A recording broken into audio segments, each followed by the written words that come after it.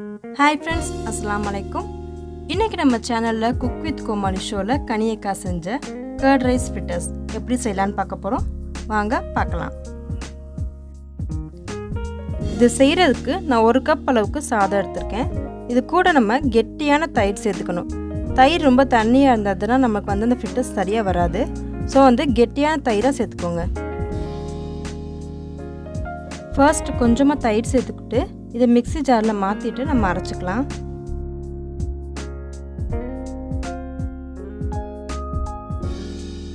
அரைக்கிறப்ப தண்ணிலாம் எதுவும் சேர்க்க கூடாது. இது கூட இன்னும் கொஞ்சம் கெட்டியான தயிர் சேர்த்துக்கலாம். அப்பதான் நமக்கு டேஸ்ட் நல்லா இருக்கும். இப்போ தயிர் சாதத்தை தாளிக்கிறதுக்காக கொஞ்சமா எண்ணெய் விட்டுருக்கேன். இது கூட 1 டீஸ்பூன் அளவுக்கு கடலை பருப்பு, கொஞ்சம் கறிவேப்பிலை, அப்புறம் 1 டீஸ்பூன் கடுகு. இது கூட வரமிளகாய் சேர்க்க வேணாம். நம்ம கடைசியா சில்லி ஃப்ளேக்ஸ் சேர்த்துக்கலாம். இப்போ இது ஃப்ரை ஆனதும் அடுப்பு ஆஃப் பண்ணிருங்க. இப்போ இத நம்ம அரைச்சு வச்சிருக்க சாதத்துல சேர்த்துட்டு நல்லா மிக்ஸ் பண்ணிக்கலாம். இப்போ ஒரு பவுல் எடுத்துர்க்கேன். இதுல 2 டேபிள்ஸ்பூன் அளவுக்கு மைதா மாவு சேர்த்துக்கிறேன்.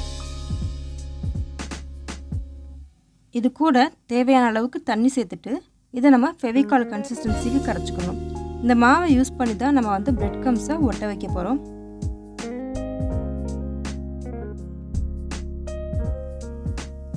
இப்போ கையில எண்ணெய் தடவிட்டு அந்த கர்ட் ரைஸை நல்லா தட்டி வடை மாதிரி செஞ்சுக்கோங்க.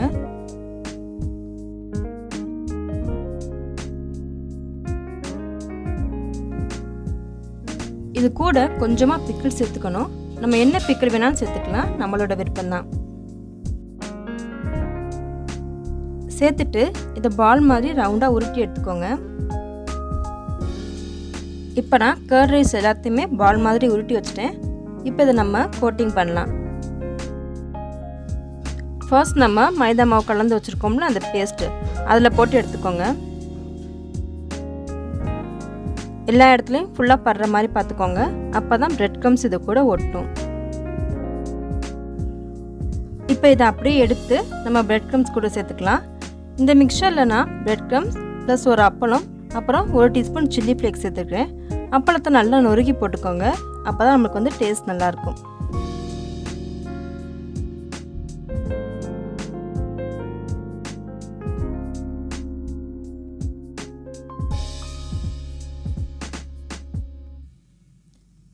எல்லா இடத்துலயுமே படுற மாதிரி நல்லா திருப்பி விட்டுக்கோங்க. எல்லா பால்ஸுமே இந்த மாதிரி நம்ம கோட் பண்ணி வச்சுக்கலாம். இந்த மாதிரி கோட் பண்ணி வச்சிருக்கிற பாலை ஒரு 10 to 15 மினிட்ஸ்க்கு நம்ம ஃப்ரிட்ஜில் வச்சு எடுத்துக்கணும். அப்போதான் அதோட ஷேப் மாறாமல் இருக்கும். நமக்கு ஹேண்டில் பண்ணவும் ஈஸியாக இருக்கும். 15 மினிட்ஸ் கழிச்சு ஃப்ரிட்ஜிலேருந்து எடுத்துட்டு இதை நம்ம ஃப்ரை பண்ணிக்கலாம்.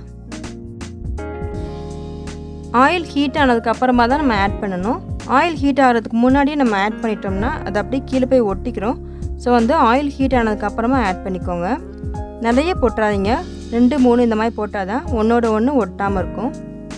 நம்ம இதை ஃப்ரீஸ் பண்ணியிருக்கிறதுனால இது உடையிறதுக்கு சான்ஸ் இல்லை. ஸோ நமக்கு ஹேண்டில் பண்ணுறதுக்கு ரொம்ப ஈஸியாக தான் இருக்கும்.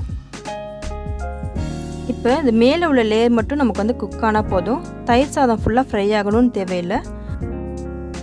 ஸோ இந்த மாதிரி கோல்டன் கலர் ஆனதும் நம்ம எடுத்துடலாம். அவ்வளோதான், நம்மளோட கர்ட் ரைஸ் ஃப்ரிட்டர்ஸ் ரெடி ஆயிடுச்சு. இந்த ரெசிபியை ட்ரை பண்ணி பார்த்துட்டு உங்களோட ஃபீட்பேக்கை எனக்கு கமெண்ட்டில் சொல்லுங்கள்.